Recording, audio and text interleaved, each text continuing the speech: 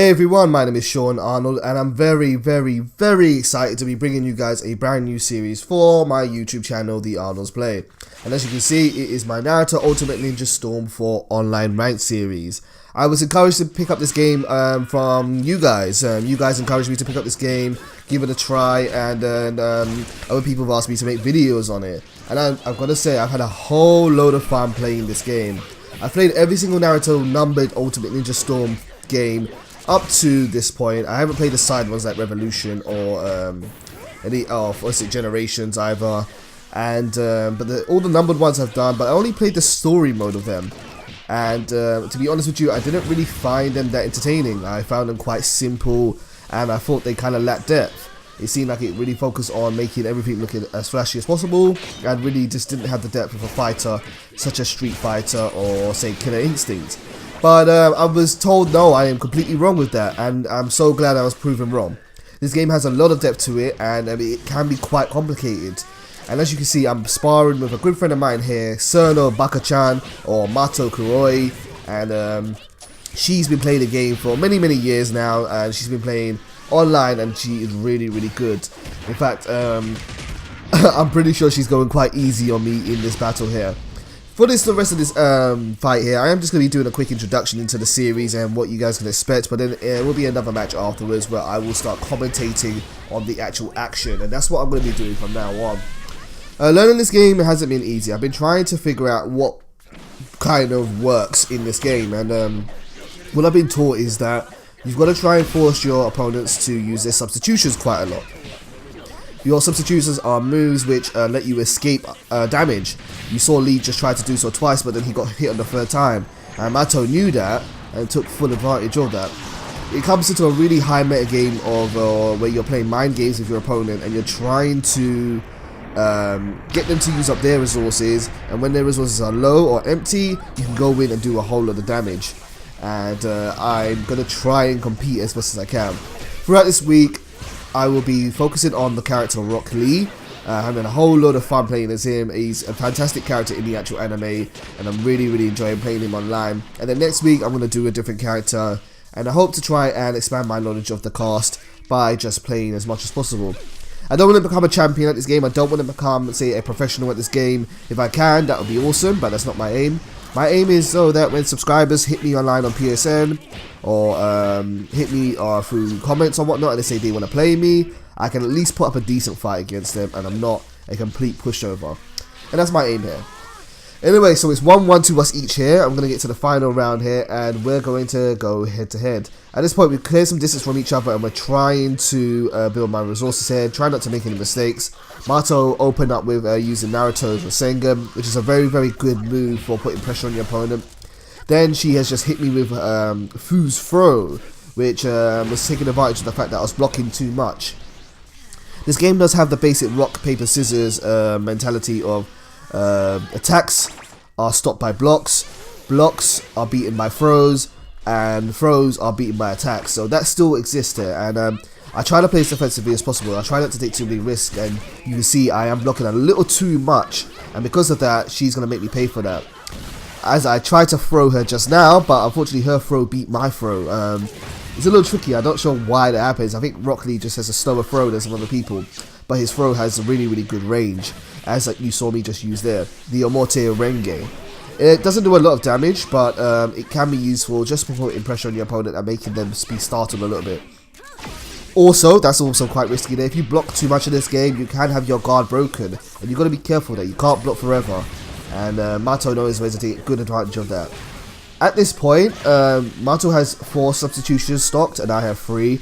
And she's got more tracker than I am, so I'm trying to play kind of sensibly. I'm trying not to take too many risks and trying to get her to use some of those substitutions. But the fact that she's got more resources than I do means I've got to be more careful than she does. And she's kind of got more of the offense here. She chases after me. I'm going to go into my ultimate. Unfortunately, I think that was a mistake there. I don't think I was supposed to try to use my ultimate there. That would have been a really bad time to do so. And Mato took big advantage of that by using a throw. Seems like her assist there, Han is really good at blocking, it seems like. I might have to try him out later on. Now she's trying to use some team supers. it's a bit risky for her to do so, but she knows me quite well. She's beaten me like at least 20 games in a row sometimes. So she knows what I'm trying to do, so I can't really fault for trying. But doing a team super at that point when I have full substitutions is a bit risky. But like I said, I'm not much of a challenge for her.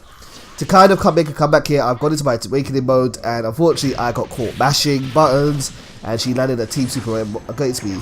And this allowed her to use a secret substitution jutsu, which has everyone who is a Bijou, or one of the Tailed Beast hosts, has a special cutscene here, and it's really, really flashy. And that's going to kill me there. This game is not easy. This game can be really, really hard to pick up. It's got a lot of depth to it, as I said earlier, but it's really, really fun. So we're going to get into another game here, and hopefully I can put up a better challenge. So yeah, Rock Lee, I'm still using the same assist. I'm using Tobirama and Sasuke, and Mato is using Fu again, but this time she's using two different assists. She's using Itachi and the first Hokage reanimated. So she opens up with her basic attacks, starts hitting my blocks, and unfortunately I was about to be broken there, so I had to kind of stop blocking for a little while. I called out Sasuke to kind of defend me there, but unfortunately my guard got broken and she hit me back with a special attack. I go in to try and make something happen there, get dashed, but I got punished by Itachi's Amaterasu attack, which has got really, really good tracking. She then uses the fourth Hokage to kind of get me off of her. Unfortunately I managed to power through it. At this point I'm at a really good point because I have two substitutions left, she has none, and it means I can be a bit more offensive with her. Because she can't really break any of my combos. So I'm going to land a combo there. She managed to dodge it with just a substitution. She got back right there and then. But I'm going to try and keep the pressure on. Unfortunately, I'm almost out of chakra, meaning I can't really do any crazy combos or any of my special moves. So I'm going to have to back off for a little while, try and get some more chakra back. And hopefully I can do that before she gets all of her substitutions back. But as you can see, her substitutions are filling up quite quickly. And now she's back to 4. So now I've got to play safe again. I've got to be careful. I've got to force her to use the substitutions and try to maintain my offense here. Again, I really, really am going to say that she is going easy on me here. She could be a lot more harder than me, but she knows I'm learning, so she's probably just making it easy. Doing the team super again, I managed to block it. Blocking is a really easy way to stop the team super. A good time to use the team super is when you know your opponent's going to be mashing buttons or is going to be using any of their active frames. And fortunately, I managed to block just in time there. I take the first victory here by doing a couple of combos. I really, really like Lee's basic attacks, and these basic attacks are good in damage, and they're very, very fast. He's also very, very good for chipping away at your block, your opponent's block damage. I don't know what you call it, your block guard, and for breaking their guard, and for keeping your pressure on them, assuming that he can get close to them. He has no long range moves really, besides the shuriken, which means he really struggles at a long range. My assist tried to make up for that though.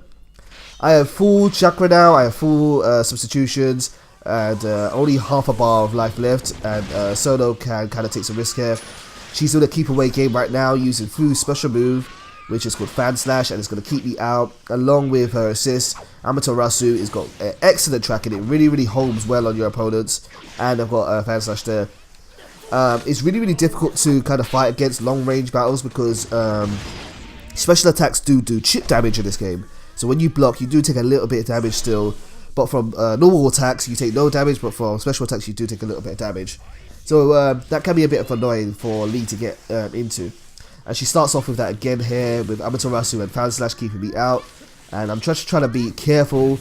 Try not to make any mistakes such as getting hit by her ultimate there. But unfortunately, I managed to dodge that. And now I'm going to try and put some pressure on. Hashirama managed to keep me out again, but I'm going to keep the pressure on. I haven't got much chakra left, so I'm not going to be able to do too much here. I use a substitution, and I try to get away for a little while. And I try to do a bit of damage there while her substitutions are down. However, I'm out of chakra. Chakra management is really, really important as well. I've got to get a lot better than that. You never really, really want to have less than half of your chakra out. You always want to try and keep it up as much as possible. And you've got to find opportunities to do so. The best way I find opportunities to do so is by doing a hard knockdown. And I tried to do that there with Leaf's combo attack, but unfortunately I missed it, and she's subbed out. And now we're both charging up our chakra again. Again, I want to keep the pressure on. I really don't want to give her time to breathe. Both of us are using our chakra dashes to keep the pressure on each other. Unfortunately, I'm in a little bit of a better position here because she now has no substitutions.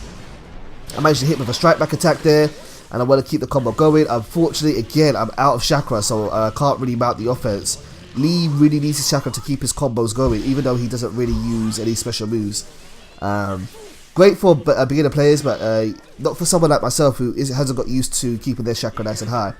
So now Surdo is back at having full chakra and full substitutions, and I've got less health than they do. Both of us are pretty much down to the last bar now.